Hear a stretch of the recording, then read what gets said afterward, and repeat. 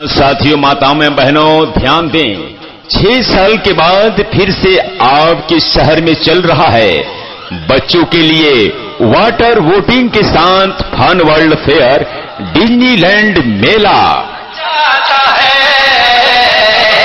मेला दिलों का। जी हां साथियों, माताओं बहनों, फन वर्ल्ड फेयर डिज्नीलैंड मेला अब तक का सबसे बड़ा देसी विदेशी झूलों के साथ रोजाना संध्या 4 बजे से रात्रि 10 बजे तक मुख्य आकर्षण विशाल लंदन ब्रिज गेट के साथ। जी हां, टावर झूला, ब्रेक डांस, ड्रैगन ट्रेन, टोरा टोरा, नौका झूला, स्कॉर्पियो 3 in 1, चांद तारा, मिक्की माउस, मिनी ट्रेन इत्यादि। जी हां साथियों, माताओं बहनों, पता याद रखें, पुराना बस स्टैंड छपरा।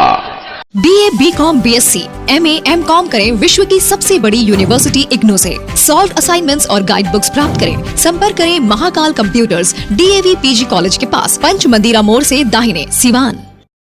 नगर परिषद चुनाव की अधिसूचना जारी हुए 1 सप्ताह से ऊपर हो गए हैं और वहीं अब शुक्रवार से सिवान नगर परिषद क्षेत्र के प्रत्याशियों के लिए नॉमिनेशन की भी प्रक्रिया शुरू की जाएगी। अब इसको लेकर नगर परिषद के वार्ड के प्रत्याशियों का नाम और घोषणा सामने आना शुरू हो गया है। आज हम जिस वार्ड की बात कर रहे हैं वो वार्ड संख्या 9 है, जहां से महिला प्रत्याशी इंजीनियर स्मृति कुमुद इस चुनावी समर में अपना भाग्य आजमाने के लिए ताल ठोक दी हैं। स्मृति कुमुद ने मीडिया के सामने आकर अपनी मन की सारी बातें और खासकर महिलाओं के लिए बहुत सारी बातें कही हैं। महिला कैसे सुरक्षित हो सके, इसके लिए भी वो अपना विचार मीडिया के सामने दिया है। आप भी सुनिए और कुछ क्या उन्होंने कहा। मेरा नाम स्मृति कुमुद है। मैं वार्ड नंबर 9 से चुनाव लड़ने वाली हूँ और मेरी प्राथमिकता ये है कि मैं पहले बेंगलोर में जॉब करती थी IT सेक्टर में। लॉकडाउन में मेरा वर्क फ्रॉम होम था और मैं 2 साल तक सिवान में ही रही और यहाँ से बाहर निकलने के बाद मैंने कई तरह की छोटी मोटी समस्याओं का सामना किया और उससे लगा कि यहाँ पे भी रह के और बहुत कुछ किया जा सकता है समाज को सुधारने के लिए। और समाज में बहुत सी ऐसी चीज़ें हैं जिस पे हम काम करके अपने एक समाज को अच्छा समाज बना सकते हैं। जैसे यहाँ से निकलते ही सड़कों का हाल बुरा है। नालियाँ और सड़कों में डिफरेंस पता नहीं चलता है कि किस साइड आपकी नालियाँ हैं और किधर पानी आते ही पूरा रोड और नाली पूरा एक साइड सब मिल जाता है।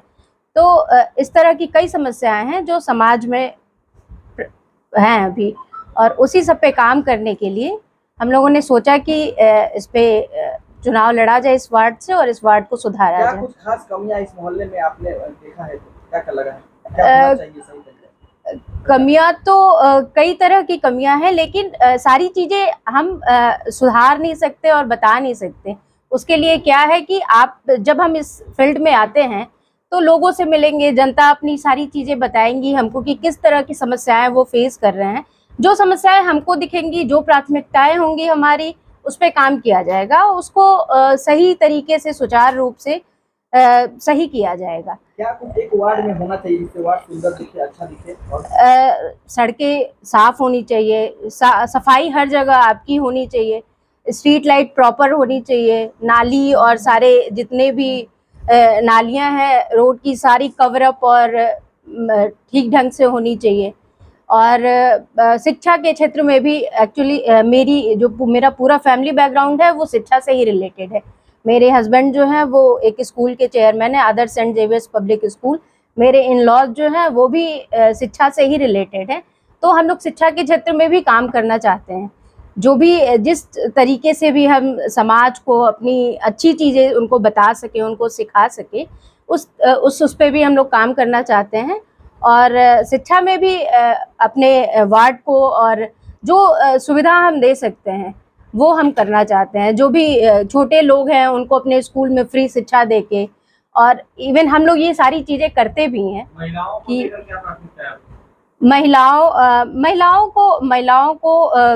महिलाओं के लिए बहुत कुछ करना है। क्योंकि मैं महिला हूँ, इस वजह से महिलाओं से मेरा ज़्यादा लगाव है कि उनको जो महिलाएं मतलब यहाँ हैं उनको चीज़ें नहीं भी पता हैं उनको बाकी चीज़ों से रूबरू कराना, ये मेरा काम होगा। महिला जागरूकता मेरा एक मेन मोटिव होगा, जिसके तहत मैं जिसके एक मेन पॉइंट है जिसके तहत मैं चुनाव में आ भी रही हूँ।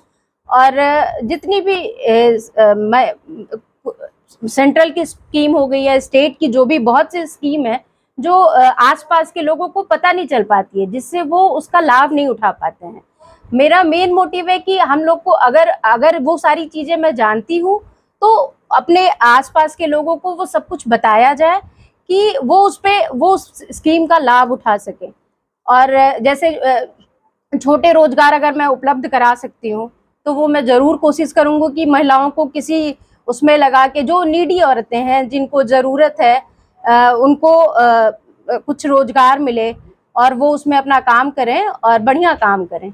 आपने कहा कि महिलाओं को लेकर ज्यादा बेहतर काम किया जाएगा, तो जिस तरह से देखा जाए तो महिला सुरक्षा सबसे ज्यादा जरूरी है, क्योंकि इस इलाके में अगर बात करें तो आए दिन जो महिलाओं के साथ चैन छिनना तो जो भी अगर परेशानी आती है वो ज्यादातर लाइट की वजह से आती है। तो क्या लगता है लाइट को लेकर क्या कुछ आपका? बिल्कुल, स्ट्रीट लाइट के लिए मेरे दिमाग में भी बहुत सी चीजें हैं। एक तो स्ट्रीट लाइट बहुत कम लगी हुई है, जो लगी है वो भी प्रॉपर नहीं जलती है, तो उस चीज को लेके कि स्ट्रीट लाइट की पूरी सुविधा होनी चाहिए। अगर कैमरा प्रोवाइड कराया जाए तो कैमरा जगह जगह फिक्स हो, ताकि जो औरतें हैं और जो लड़कियां हैं जो 9 बजे के बाद बाहर निकलने में डर रही हैं और उनको बाहर निकलने में प्रॉब्लम हो रही है, वो उस चीजों से बच सके। उसकी एक सेंट्रल रिकॉर्डिंग हो ताकि आपको पता चल पाए और सारे ये बातें सारी लड़कियों और महिलाओं तक जाएं, ताकि वो अपने आप को सुरक्षित फील करें कि अगर हम चल भी रहे हैं, अगर मेरे साथ कोई कुछ करता भी है तो हम उस पर क्लेम कर सकते हैं और उसकी जो भी सजा होगी हम उसको दिलवा सकते हैं। और ये इसी उससे होगा कि अगर वो सारी चीजें कैमरे में हैं और महिलाओं को एक उसमें, और ये जो आसपास की एरिया है वहाँ मैंने एक चीज नोटिस की है कि जो बहुत कम एज के भी बच्चे हैं वो गलत तरीके से नशे में मतलब धुत है। मेरा यहाँ पे एक बिजनेस भी है जहाँ पे मैं जाती हूँ, रेस्टोरेंट का बिजनेस है, और वहाँ पे मैंने मतलब ये नोटिस किया है कि बहुत छोटे छोटे बच्चे इस पूरी फील्ड में आ गए हैं। तो मेरा मतलब महिलाओं से इसलिए भी बहुत ज़्यादा वो है कि मैं जाके उनको बताऊं कि मतलब उस पर किस तरीके से उस पर काम करके और आप अपने बच्चों को इन सारी चीज़ों से दूर रख सकती हैं। क्योंकि लोग हैं, खास तो हर मोहल्ले में गरीब लोग हैं, गरीब लोगों के लिए क्या कुछ करेंगे? इसके बहुत लोग पैसे के अभाव में होटल नहीं कर पाते हैं, घर छोटा होता है, वहाँ पे शादियाँ नहीं हो पाती है, तो क्या लगता है कि यहाँ पे एक सामुदायिक भवन अच्छा बनना चाहिए? हाँ, बिल्कुल बनना चाहिए। अगर वैसी हमें जगह मिलती है और चीज़ें वो हमको ज़रूरत लगती है तो हम उस चीज़ को ज़रूर कराएंगे। देखिए, कोई भी वादे ऐसे करके कि मैं ये बनवाऊंगी, मैं वो करवाऊंगी, आपने अपना तैयार किया है कि क्या करना है? बिल्कुल तैयार किया है कि समाज में सुधार लाना है। देखिए, हम यहाँ कोई ऐसी पैसे के लिए राजनीति करने में नहीं आ रही हूँ, क्योंकि मेरी जॉब भी थी। अगर मुझे पैसा ही कमाना होता तो मैं वेल सेटल्ड थी, मैं कर सकती थी। लेकिन अभी क्या है कि जब यहाँ की चीजें देखें और अभी जो सीट आई कि महिला सीट आई और हम उस चीज को मतलब वो कर सकते हैं, लागू कर सकते हैं, कुछ कर सकते हैं समाज के लिए, तो उसमें किया जा रहा है।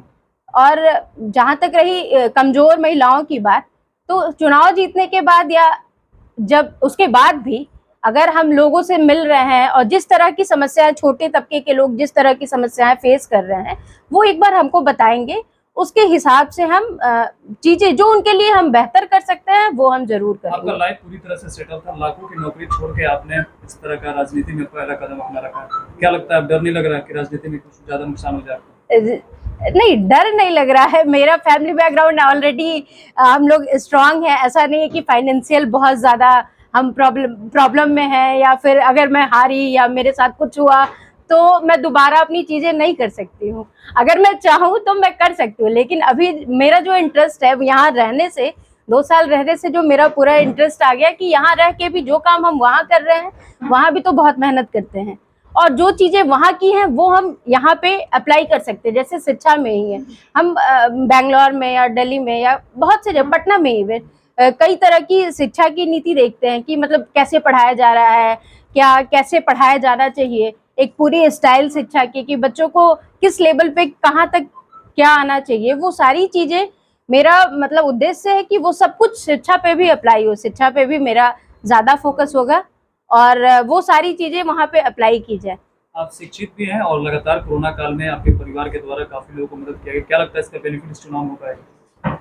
समाज को सारी अगर हमारे सारे बेनिफिट दिख रहे हैं और हम करते हैं। मेरे पति बहुत ही सामाजिक हैं, उन्होंने मंदिर बनवाया, मंदिर में जितने भी तरह की चीजें होती हैं वो करते हैं। हमारे स्कूल में भी जो बच्चे हैं जिनका जो प्रॉब्लम में हैं, जो अपनी बात बताते हैं या जिनके फादर नहीं है, वो सारे बच्चे फ्री में ही पढ़ते हैं। अगर कोई बच्चा मेरे स्कूल में पढ़ रहा है और सडनली उसके परिवार के साथ कुछ होता है तो वो बच्चा मतलब जब तक मेरे स्कूल में है तब तक वो फ्री में पढ़ता है। तो ऑलरेडी वो बहुत ही सामाजिक आदमी है और उनको उनका समाज से लगाव देख के ही मेरा भी बहुत ज्यादा इंटरेस्ट हो गया कि हाँ मैं भी मतलब कुछ कर सकती हूँ और कुछ किया जाए और एक बदलाव लाया जाए समाज में। क्या अपील करना चाहेंगे यहाँ की जनता से और वार्ड नंबर कितना है? ये वार्ड नंबर 9 है और यहाँ की जनता से मेरा यही अनुरोध है कि प्लीज प्लीज प्लीज मुझे वोट दें और एक साफ सुथरी और अच्छी नई सोच की राजनीति को भी एक बार अपनाएं और एक मौका दें और सारी चीजें बढ़िया से जो मैं कर सकती हूँ बेहतर वो मैं करूंगी और मुझे एक मौका दिया जाए। धन्यवाद। अगर आप हैं गरीब, लाचार, असहाय तो इलाज कराने में हो पैसे की दिक्कत तो आप चले आइए प्रत्येक रविवार को हमारे जीवन सेवा सदन पे, जहां पर होगा आपका मुफ्त में इलाज, मुफ्त में दवा तथा मुफ्त में बड़ा ऑपरेशन। हमारे जीवन सेवा सदन का पता है शिक्षक नगर, गंधवारा, सीवान।